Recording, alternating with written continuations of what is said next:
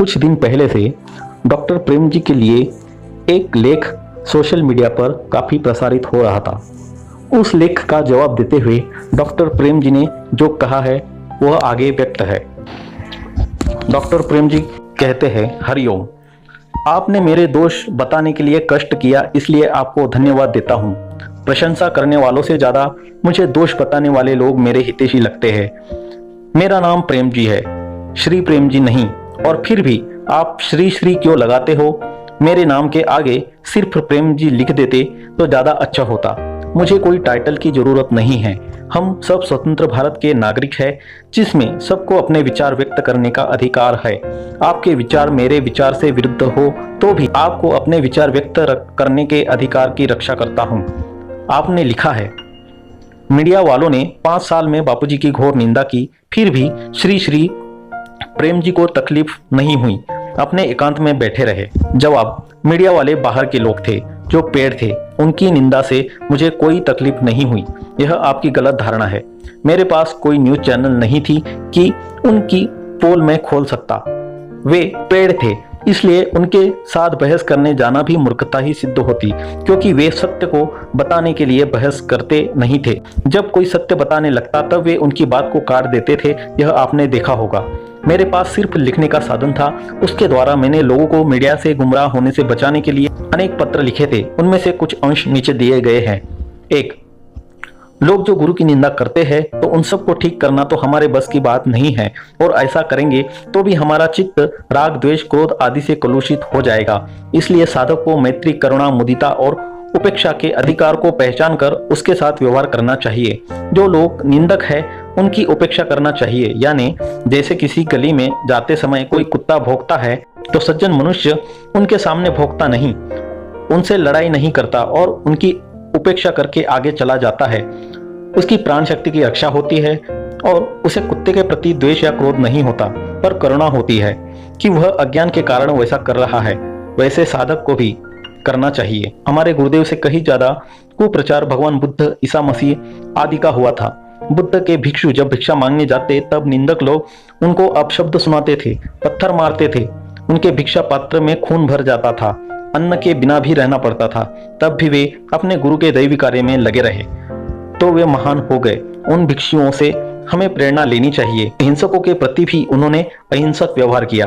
गुरु के बारे में जो लोग मीडिया के द्वारा गुमराह किए गए हैं, वे अज्ञान के कारण कुछ भी बोले तो भी वे करुणा के पात्र है और हमें अपमानित करके हमारी क्षमता बढ़ाने का एक मौका दे रहे हैं। इसलिए उनका धन्यवाद मानो। अब तक हमारी प्रशंसा करने वाले तो बहुत मिले, अब निंदक में भी हम उस परमात्मा को देख सके, इसलिए ईश्वर ने यह मौका दिया है। ईश्वर का भी धन्यवाद माने। प्रशंसक साधकों के लिए जहर के समान है और निंदक अमृत के समान है। प्रशंसक अहंकार बढ़ाते हैं और निंदक अहंकार को मिटाते हैं। वे खुद नरक में जाकर भी आपको समत्व योग में प्रतिष्ठित होने का मौका देते हैं। ऐसा सोचो, उनसे लड़ाई करना तो भौंकते हुए कुत्ते के सामने भौंकने जैसा है। ऐसा तो कुत्ते ही कर सकते हैं, मनुष्य तो क्या हाथी भी नहीं करता। कुत्ते की उपेक्षा करके अपने लक्ष्य की ओर चलता जाता है। 2. किसी दो महात्मा पर एक समान आरोप लग गए इसलिए वे दोनों अपराधी है, ऐसा सिद्ध नहीं होता। किसी के आश्रम की छानबीन करने पर पुलिस को शस्त्र मिले, हिंसा का सामना करना पड़ा, और किसी के आश्रम में कोई अवैध शस्त्र नहीं मिले, हिंसा की घटना नहीं हुई। इन प्रमाणों पर भी ध्यान देना पड़ेगा। तो जिन को सच्चे महात्मा के सानिध्य के द्वारा स्वयं उनकी महानता के अनुभव हुए हैं, उनको तो यह प्रश्न नहीं हो सकता कि दोनों में फर्क क्या है। पर जिन लोगों का मीडिया द्वारा ब्रेन वॉशिंग किया गया है, जो अपनी स्वतंत्र विचार शक्ति खो बैठे हैं, जो धर्मशास्त्रों के स्थान पर विदेशी मीडिया के प्रकाशनों को ही पढ़ते हैं, जिन्होंने मीडिया को ही अपना गुरु बना रखा है, वैसे डिमोरलाइज्ड लोगों के पास तो बुद्धि ही नहीं है कि वे इस बात को समझ सके कि हिंदू संस्कृति को बदनाम करने के लिए विधर्मी लोग कितने षड्यंत्र कर रहे हैं। उनको कितने भी प्रमाण दो, कांची के शंकराचार्य जयेंद्र सरस्वती का, कृपालु महाराज का, साध्वी प्रज्ञा सिंह और असीमानंद का, सत्य साई बाबा का, स्वामी नित्यानंद का, स्वामी केशवानंद का, जो षड्यंत्रों के द्वारा आरोपों के शिकार हुए पर बाद में निर्दोष सिद्ध हुए। ऐसे अनेक दृष्टांत देखने पर भी वे इस सत्य को नहीं स्वीकार कर पाएंगे, क्योंकि उनका ब्रेन वॉश हो चुका है। वे मीडिया की दृष्टि से ही देखने के लिए मजबूर है। जैसे हिप्नोटिस्ट की दृष्टि से देखने के लिए हिप्नोटाइज किया गया व्यक्ति मजबूर होता है। हजारों पादरियों के यौन शोषण के अपराध सिद्ध हो चुके हैं। उनकी रिपोर्टिंग भारतीय मीडिया क्यों नहीं करता? भारत में भी कई ऐसे अपराध पादरी करते हैं, अन्य धर्म के मुल्ला भी करते हैं। उनके अपराधों को मीडिया क्यों नहीं दिखाता? इस तरह के प्रश्न उसके दिमाग में नहीं आएंगे। अगर वे तटस्थता से सोचते तो उनको मालूम पड़ जाता कि हिंदू संस्कृति को बदनाम करके धर्मांतरण करने वाले विधर्मी लोग ऐसे षड्यंत्र रचते हैं। भारत से ही ज्यादा जघन्य यौन शोषण के अपराध कई अन्य देशों में होते हैं, फिर भी उन देशों के मीडिया उनको अंतरराष्ट्रीय स्तर पर अपने देश को बदनाम करने के लिए नहीं दिखाता। और भारत में भी जो अपराध होते हैं उनमें हिंदू के अपराध को ही दिखाए जाते हैं। अन्य धर्म के आम आदमी भी ऐसे जघन्य अपराध करते हैं, उनका कभी मीडिया के द्वारा क्यों प्रचार नहीं होता? इतना भी सोचते तो उनको मालूम पड़ जाता कि हिंदू लोगों को परंपरागत चरित्र के मूल्यों को छोड़कर पाश्चात्य जीवन शैली अपनाने के इच्छुक कंडोम बनाने वाली कंपनियां, एड्स की दवाइयां बनाने वाली कंपनियां आदि का भी इसमें हाथ है। इतना तो एक जर्मन की मनोवैज्ञानिक मारिया वर्थ भी समझ सकती है, पर demoralize and brainwash Hindu यह कभी नहीं समझ पाएगा। जब उसके गले में फंदा आएगा तभी वह समझ पाएगा। मारिया वर्थ ब्लॉग 27 जनवरी 2014 पर पूरा लेख पढ़ सकते हो। मीडिया इन दोनों को एक समान अपराधी क्यों बताता है? मीडिया एक बिजनेस है और वह पैसे देने वाले के अनुकूल ही कार्य करता है, इसलिए उनको पेड मीडिया कहा जाता है। उनको सत्य क्या है यह मालूम है, क्योंकि असत्य दिखाने के लिए ही पैसे मिले हैं उनको। उनकी आमदनी का आधार सत्य को न समझने पर है, इसलिए उनको आप कभी भी सत्य नहीं समझा सकोगे। It's difficult to get a man to understand something when his salary depend on his not understanding it. Upton Sinclair. आपने पूछा है, कोर्ट में आश्रम के एक संचालक ने गलत बयान दिए और बापूजी का और आश्रम का कोई संबंध नहीं है और बापूजी सिर्फ एक कथाकार है और हम उन्हें पेमेंट देकर आश्रम बुलाते हैं कथा करने और फिर वे अपने परिवार में वाटिका में चले जाते हैं। मतलब एक ब्रह्मज्ञानी महापुरुष को पेमेंट के कथाकार बताकर कोर्ट में अपमानित करने वाले के खिलाफ बोलने के लिए भी श्री श्री प्रेम जी अपने एकांत से बाहर नहीं आए। कोर्ट में या बाहर भी श्री गुरुदेव के द्वारा नियुक्त किए गए संचालक को क्या बोलना चाहिए यह सिखाने का अधिकार मुझे गुरुदेव ने दिया नहीं है। अभी के संचालक तो कुछ पढ़े लिखे भी है। मैं जब आश्रम में आया तब एक ऐसे संचालक थे जो गालियां भी देते थे और कभी किसी साधक को मार भी देते थे। फिर भी हम सब साधक उनके व्यवहार को सहन कर लेते थे, सिर्फ इसलिए कि उनको श्री गुरुदेव ने नियुक्त किए थे। कभी कभी वे संचालक श्री गुरुदेव को भी गुस्से में आकर खरी खोटी सुना देते थे, पर दयालु गुरुदेव सह लेते थे। जब गुरुदेव ऐसे संचालक का सह लेते हो तब दूसरे शिष्यों को भी सहना पड़ेगा। जब गुरुदेव उस संचालक को हटाते नहीं थे, हटाना नहीं चाहते थे, तब हम कैसे हटा सकते हैं? गुरुदेव के आश्रम में संचालक और साधक का संबंध किसी कंपनी के मैनेजर और कामदार जैसा नहीं होता। मैनेजर के विरुद्ध कामदार फरियाद कर सकता है, पर संचालक के विरुद्ध साधक फरियाद नहीं कर सकता। ऐसा अनुशासन होता है। गुरु गोरखनाथ ने राजा भर्तृहरि की कसौटी करने के लिए जब कचरा डालने जाते थे तब उनको धक्का मारने का आदेश दिया था। पहली बार तो भर्तृहरि को गुस्सा आया, दूसरी बार वे सहन कर गए और तीसरी बार तो उनका धन्यवाद मानने लगे। आप किसी ब्रह्मज्ञानी के अनुशासन में 1-2 साल रहकर देखोगे तब आपको मालूम पड़ेगा कि आश्रम में कैसे रहा जाता है। आपने लिखा है, भरी कोर्ट में भूखा अश्विन काका बापूजी को अपमानित करता है, जेल में रखने की धमकी देता है, फिर ऐसे भूखे गद्दार के खिलाफ बोलने के लिए भी श्री श्री प्रेम जी अपने एकांत से बाहर नहीं आते। इसका उत्तर पहले दिया जा चुका है। आपने लिखा है, और गुरु पूनम पे प्रभु जी ने अपने दिल की व्यथा क्या बताई, गद्दार संचालकों की पोल क्या खोली, तो तुरंत संचालकों को बचाने के लिए एकांत प्रिय और संचालक भक्त और खुद अपने तरफ से जजमेंट देने वाले श्री श्री प्रेम जी दौड़े दौड़े बाहर आते हैं अपने इष्ट संचालकों को बचाने। बाहर वाले निंदक तो पेड़ होने के कारण निंदा करते हैं, पर गुरु परिवार वाले भी मेरे गुरुदेव के शिष्यों में फूट डाले, यह मैं सहन नहीं कर सका।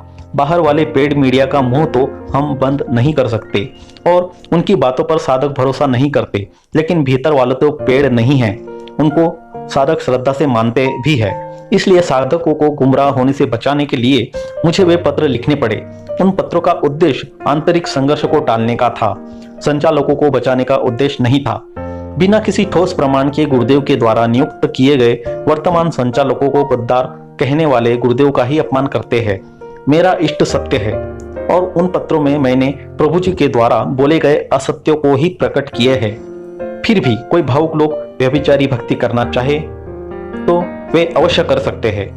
आपने लिखा है, अब लातूर महासंकल्प सभा में बापूजी के प्रिय महामंडलेश्वर श्री सुनील शास्त्री जी ने अपने दिल की व्यथा क्या बताई, तो फिर से एकांत प्रिय श्री श्री प्रेम जी अपना घटिया जजमेंट देने बाहर आ गए और फिर से गद्दार संचालकों को बचाने की सेवा पूरी की। मुझे जब कोई प्रश्न पूछते हैं तब उनके जवाब देना मेरा कर्तव्य है।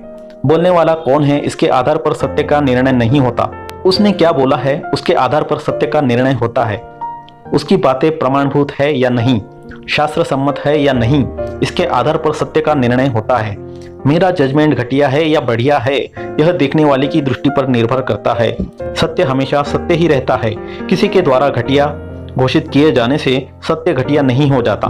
उस जजमेंट में कोई असत्य बात हो तो आप सिद्ध करके बताओ। बापूजी के प्रिय सिर्फ वे महामंडलेश्वर ही नहीं है, बापूजी को समर्पित होने वाले शिष्य उनसे ज्यादा प्रिय है। ये वे ही वक्ता है जो सत्संग के साथ आयोजित धर्म सभाओं में कभी हिंदू धर्म विरोधी षड्यंत्र रचने वालों में सोनिया गांधी और ईसाई मिशनरियों के नाम बताते थे और साथ में संविधान के प्रमाण भी देते थे। अब यकायक वे आश्रम के संचालकों को षड्यंत्रकारी बताने लगे हैं जिसका कोई प्रमाण भी नहीं है। इसका कारण क्या है? क्या वे श्री गुरुदेव के द्वारा नियुक्त किए गए संचालकों के विरुद्ध साधकों को भड़काने वाले लोगों से मिले हुए हैं या विधर्मी ताकतों ने उनको अपनी कठपुतली बना दिया है ताकि उनके इशारे पर वे अब मिशनरियों को षड्यंत्रकारी बताने के बदले आश्रम के संचालकों को षड्यंत्रकारी बता रहे हैं? यह विचारणीय है। उनको अगर संचालकों से कोई प्रश्न हो तो वे उनसे मिलकर उनसे बात क्यों नहीं करते? वे श्री गुरुदेव से जेल में मिलकर अपनी शंकाओं का समाधान क्यों नहीं करते? अगर उनमें संचालकों को जितना भक्तिभाव गुरुदेव के प्रति होता तो वे मंडन मिश्र जैसे शंकराचार्य के शिष्य बन गए, वैसे ही मेरे गुरुदेव के शिष्य बन जाते। जब वे संचालकों को जितना समर्पण नहीं कर सकते तो उनको संचालकों के दोष देखने के बदले अपने दोष खोजने चाहिए। आपने पूछा, इसलिए मेरे मन में सवाल आया कि आखिर श्री श्री प्रेम जी किसके भक्त है, क्योंकि भक्त जिसकी भक्ति करता है उसका अपमान सहन नहीं कर सकता। मैं सत्य का भक्त हूँ और कोई सत्य का गला घोटता है तो मैं सहन नहीं कर सकता। मैं असत्य का समर्थन करके स्वर्ग में जाने की अपेक्षा सत्य का अवलंबन लेकर नरक में जाना पसंद करता हूँ।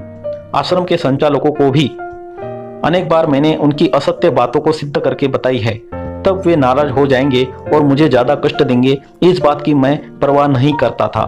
यह बात आश्रम के अनेक पुराने साधक जानते हैं। आपने पूछा है, श्री श्री प्रेम जी हमेशा एक फेमस डायलॉग बोलते हैं कि तुम लोग बापूजी को क्या समझते हो, बापूजी सब जानते हैं, बापूजी ने ही इन लीगल वालों को और संचालकों को चुना है, तो क्या आप लोग बापूजी से बड़े हो गए क्या? तो श्री श्री प्रेम जी, हम आपके जैसे किताबें पढ़कर ज्ञानी नहीं हुए।